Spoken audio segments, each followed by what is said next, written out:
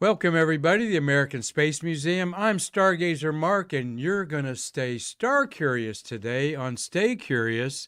So glad that you're with us, though we're going to be talking about the moon. La Luna here. Everybody knows I am a lunatic when it comes to the moon. I love the moon. Some of my astronomy brethren think it's a bad four-letter word because the moonlight drowns out all those faint fuzzies, the nebulas and galaxies and star clusters that we call our treasure hunt up in the sky. But I love the moon. In fact, that's the kind of moonshine you can't get too much of, all right? So come aboard with me as I'm going to talk about some moon maps and how the moon map evolved.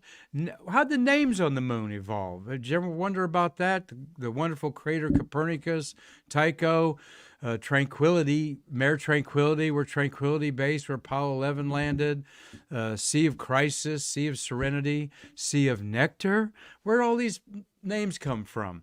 Well, stay tuned, and I'm going to share that with you too. And I got a lot of visuals here today, but we're so grateful for our Spotify, Apple, and Google audio podcast members who are joining us, along with our Facebook, YouTube, and Twitch followers that are following us on live on the video, on TV screens everywhere around the world. We have listeners in Scotland, Paris, New Zealand, Africa, China, and of course all across the fruited plains. So we're all grateful for everybody that wants to stay curious with our wonderful nonprofit American Space Museum. And here behind me, I have a beautiful map I'm going to talk about in a minute. Two gentlemen who pioneered lunar selenography, if you will. Heverless over here and Russoli on the right. Isn't that a TV show, a crime show, Heverless and Russoli somewhere? But these guys were over 350 years ago making the first maps of the moon. Imagine that. But everyone knows I'm so crazy about the moon, and you're going to see how crazy when I'm going to show you at the end some sketches of craters that I've done over the years that I enjoy doing. But one of my prized possessions is a Apollo 16 Charlie Duke autographed moon globe that I've had authenticated by our collection analysts here. And Charlie Duke is one of four men left alive who can say they walked on the moon, and he's the youngest.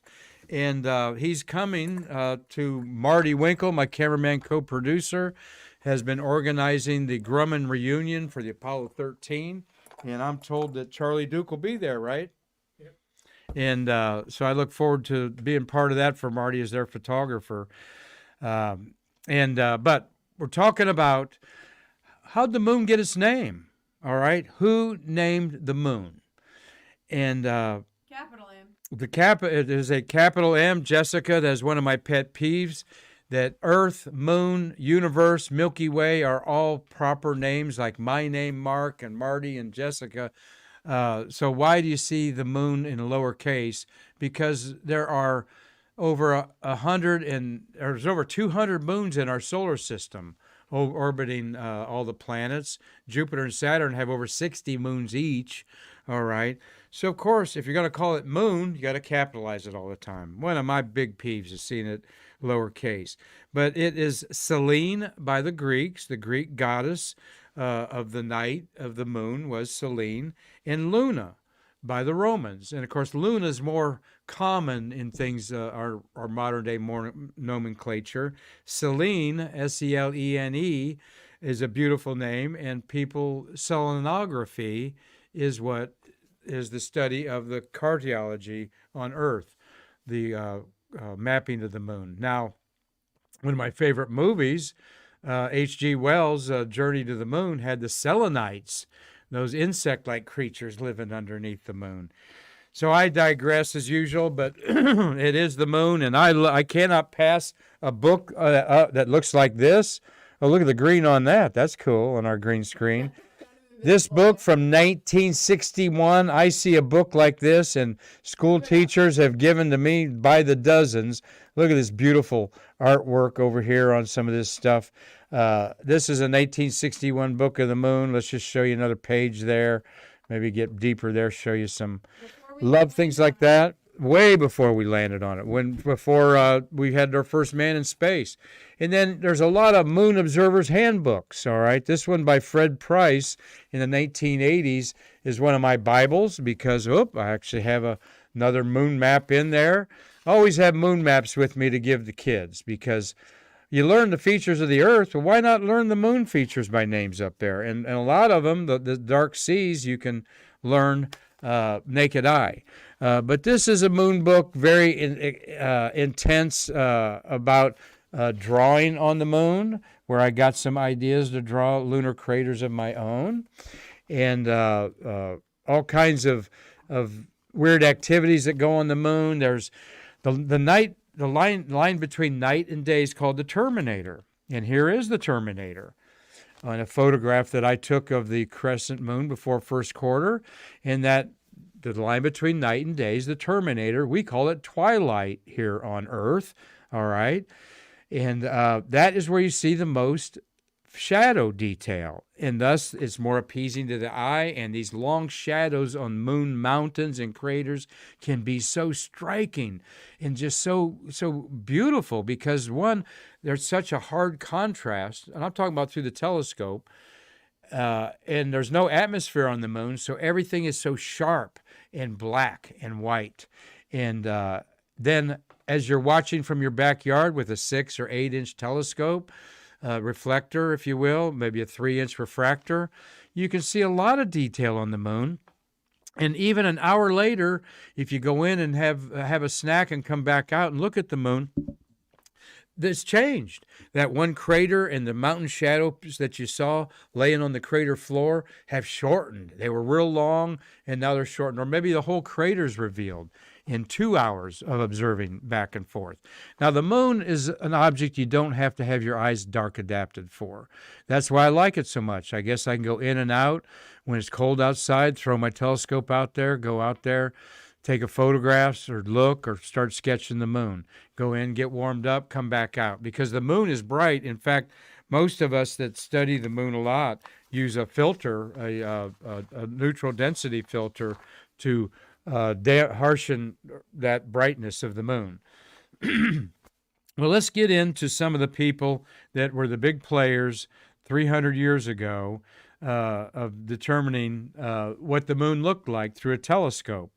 And, of course, number one, 1609, 416 years ago, almost 413 years ago, excuse me, Galileo Galilei turned a very crude 8-power telescope to the moon and made these sketches, all right? Any binoculars you have in the house are more powerful than Galileo's telescope, all right? So you could sketch this yourself and duplicate him because it was 8-power, and most are 8-power binoculars.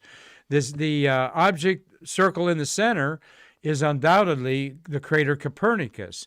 Galileo was not the artist that, say, Leonardo was as a scientist, and his artwork here is kind of not exactly accurate, but he was consistent, all right, showing that this is what he saw in his telescope. In fact, he might not have been sketching the North and South Pole quite accurately there because his crude telescope would have kind of blurred out at the edges there. But there's Galileo, 400 and some years ago, the first person to make a sketch of the moon. But it took another 30 or 40 years for a man named Michael van Langren to publish the first map of the moon with features named on it. And this was in 1647. All right, so 30-some years after Galileo's first sketches. Only 3 of his original names survive. One is for him. His name was von Langren, and it's called Langrenus. And also he used the term mare for seas because they thought there was actual water being reflected by sunlight.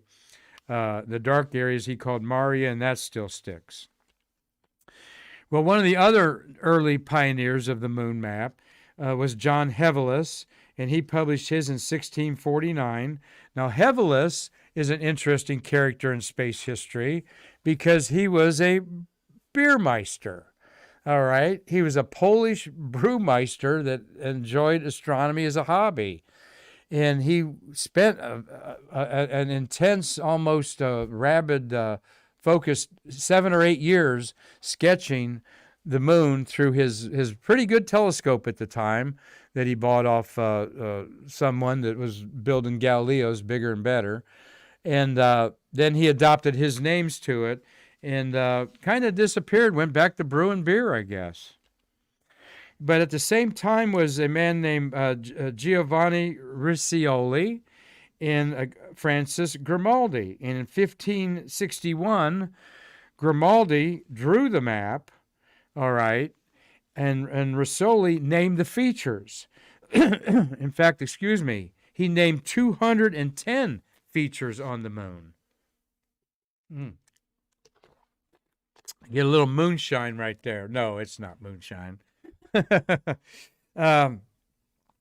So Heverless and or Russoli, and it's Riccoli, and Grimaldi, they got together, and though Russoli kind of gets more credit because he named him, Grimaldi's artwork is what I enjoy.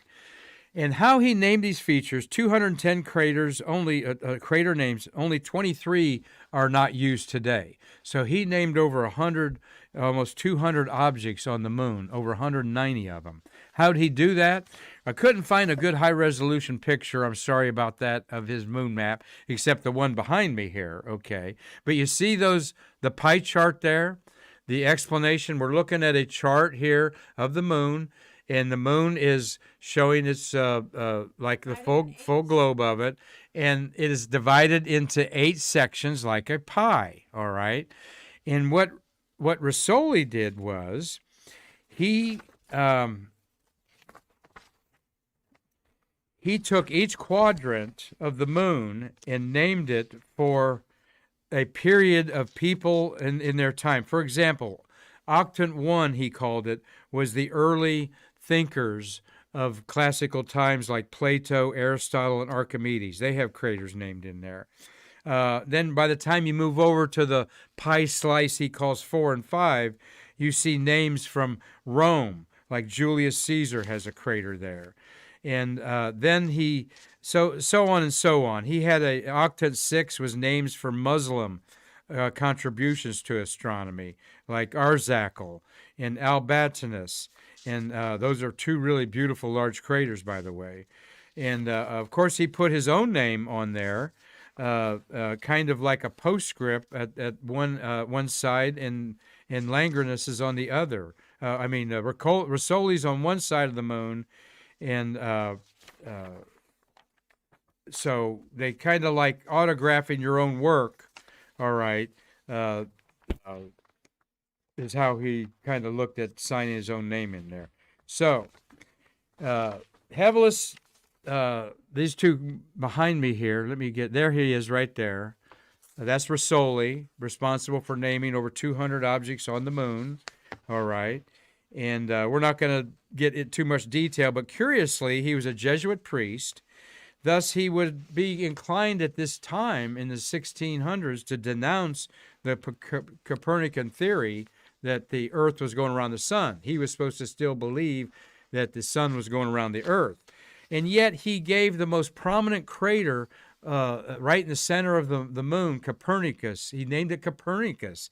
And they kind of think that was a secret sympathizing because he knew that Copernicus was right in there. So Russoli and Grimaldi, here is the comparison charts of Heverless on the left and Russoli and Grimaldi on the right in this beautiful, beautiful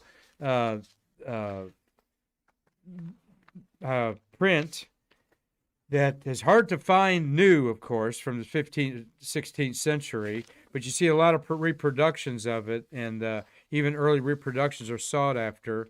I'm looking for the man who put this together. Doppelmayr was one of the gentlemen that put this selenographic comparison together where the actual features are the same, okay, but it's the names that have changed. Because on the left, Heverless had the Persian Gulf and the Alps and Pyrenees and stuff like that. A few of the mountains have kept their names, but on the other chart is the ones that we widely use them on. So, all right. And there's one of the early charts again. This one by Wilhelm Beer and Johann Modler.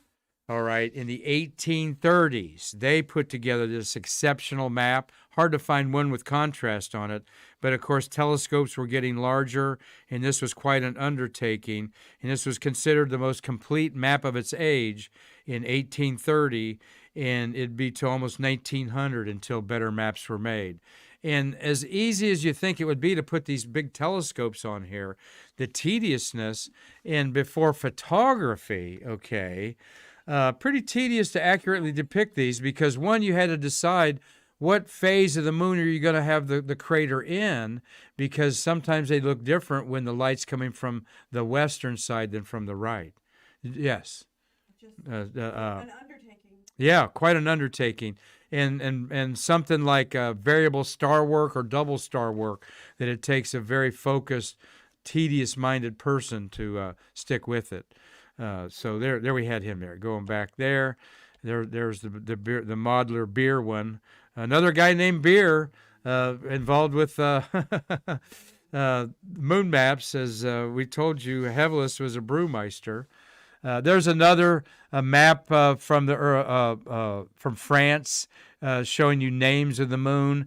Of course, by now they'd put a grid system on it, like the latitude and longitude lines on Earth, so features could be named on a grid. And then the first guy to put a globe together was John Russell. And this was 1797, 1800s.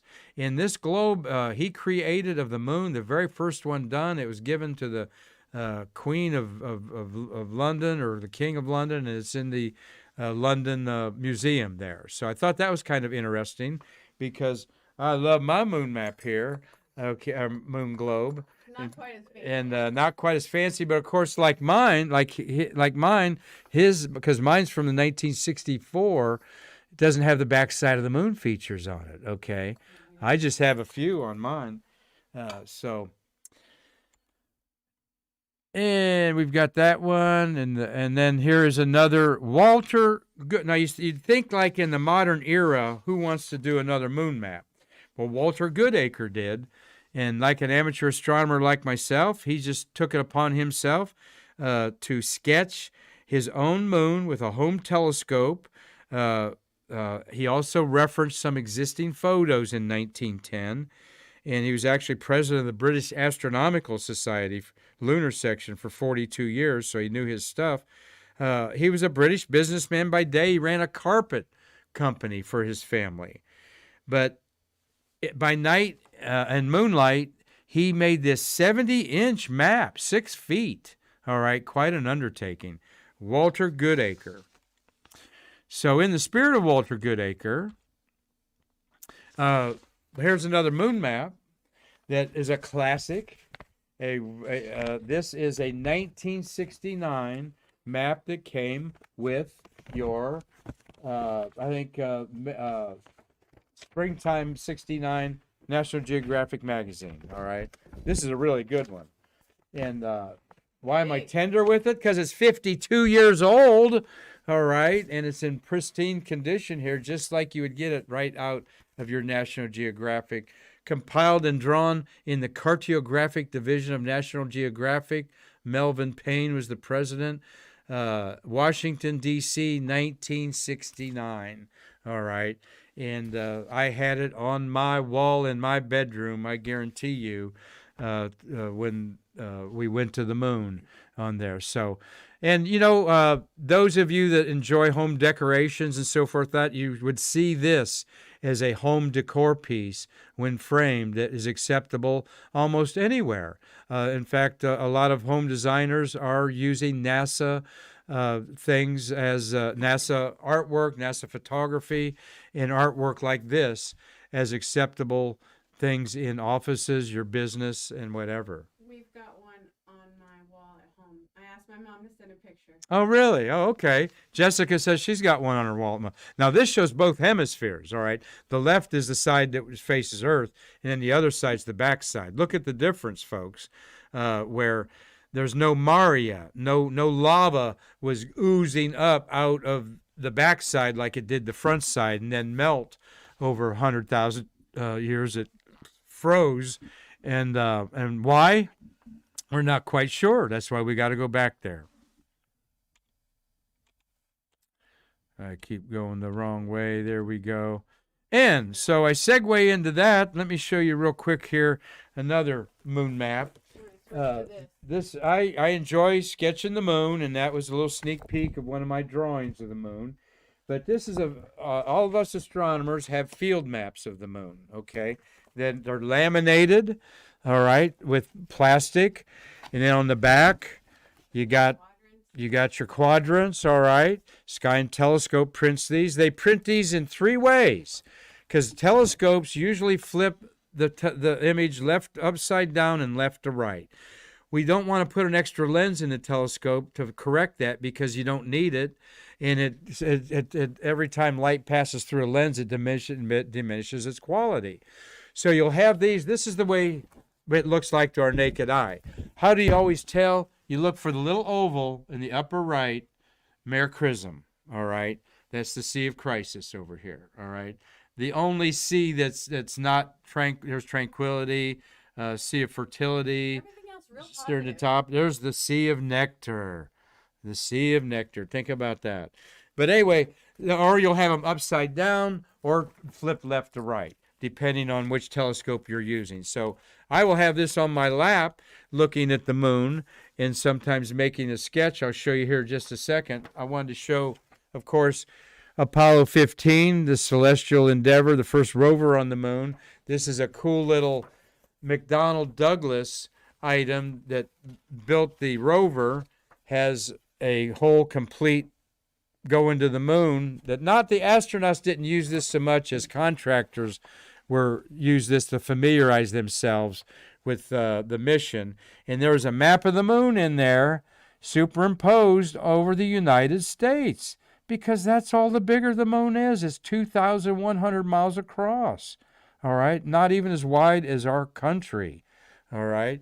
And yet it's such a major player in our lives on Earth, from the esoteric beauty and inspiration of song and poetry to the life cycles of fish, animals, and the female men's cycle, all tied into the moon, as are so many mammals and other creatures on Earth. So, but I'll be sitting on my, so I was going to open the show by saying it was cloudy outside, and that's why we're inside instead of outside for our Stargazer MarQ today.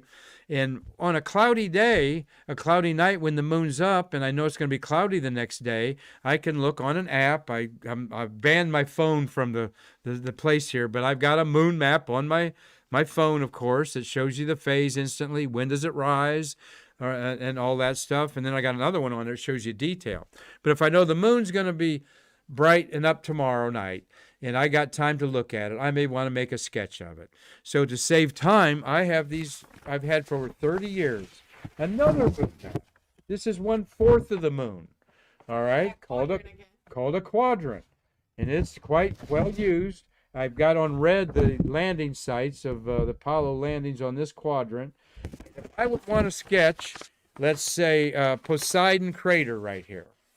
All right, there's Poseidon Crater next to where Apollo 17 landed in the Descartes region. So I would just put a piece of paper, because this is the right size. I will just put a piece of paper over this and stencil out the outline of the crater or the region of the moon that I want to sketch, all right? That saves a lot of time, all right? And then I've standardized my crater sizes for when I do sketch them. So here's a couple sketches I've done. You gotta show the book. I gotta show the book first. Okay, so here's the book, Marty, my little notebook, where I've made sketches, detailed notes, okay, on these. And some of these are a long time ago. Some of them aren't so long ago. But there's another. That's the edge of the moon there. This one here, particularly. Gosh, I can't tell my left hand from my right hand. But this one here, that's on the terminator where you see it's so dark right there. But I actually traced those out before I went out to the telescope. And then I would make a quick sketch and see this crater here. Look at the inside of that crater. Look at the shadows. Thank you, Jessica. Look at the shadows on the floor of this crater that's Albatronus, okay? That's a Muslim astronomer that's named after. So that's okay. Hold on to that there, and I'll show you a couple others here that I've done. There at the edge of the moon is a little mountain peak sticking up, all right? And you see all these little details, and I know some of you artists out there can put your own spin on this. I really love pen and ink artists. I really admire them because that's very tedious. Believe me, these are works that I probably finished over a couple hours, over a couple days maybe, particularly. But you reach a stage where you go, yeah, that's what it looked like to me, okay? But this is where I'm talking about nobody owns the moon. I own the moon. I just made a sketch of it, all right? And for better or for worse, this is my interpretation of a little highland rill on the moon in a little area called this is the Iridium. This is the Rainbow Bay is what this is called there. And the next night, it won't even look like this, okay? I might not see those two craters here, that one and the other one. The sunlight may have gotten so high that they're washed out. So thank you for letting me share with you a little bit about moon maps and my lunacy for the moon, and try to inspire you a little bit to make the moon your own with your own sketch or something. So thank you, Marty. Thank you, Jessica. Well, I got one other little picture here to happily go out with, because when I was putting the program together with slides, I ran across Walt Disney. And I grew up and loved Walt Disney. And Walt Disney's standing there, black and white, with a nice suit on, and he's pointing to a giant globe beside him and behind him there. And this was part of the... 5 feet tall. Oh, it's an 8-foot globe probably there behind him. And, of course, Walt Disney, the amazing man that just not only created 2 terrific parks in America and around the world, but he inspired my generation, and Marty's also, with science programs every Sunday night. We'd gather around the television that was a piece of furniture with legs on it, and some of them had radios and record players in them. And we'd watch Frontierland. And, man, Marty hoped that Daniel Boone was on there. I was, you like Davy Crockett, you said. Yeah, I'd like Daniel Boone. All right, and but both were like childhood heroes to both of us. And they'd have Tales of the Wild Frontier, and then they'd have Futureland. And the Futureland would be sometimes Dr. Werner von Braun coming on there and telling everybody in 1965 that we're going to be on Mars in 20 years, no sweat. And that was his attitude about it. And maybe we could have done it, maybe we couldn't. But fun to always bring in a little bit of pop culture into Stay Curious, because pop culture is becoming space culture quite quickly in our world, and we owe so much to the pioneering efforts of people like Walt Disney to educate everybody about the future and embrace it. So we hope you've enjoyed this program, and on behalf of Marty and Jessica, I'm Mark Marquette, and we hope you come back tomorrow at the same time to stay curious and bridge the space between us.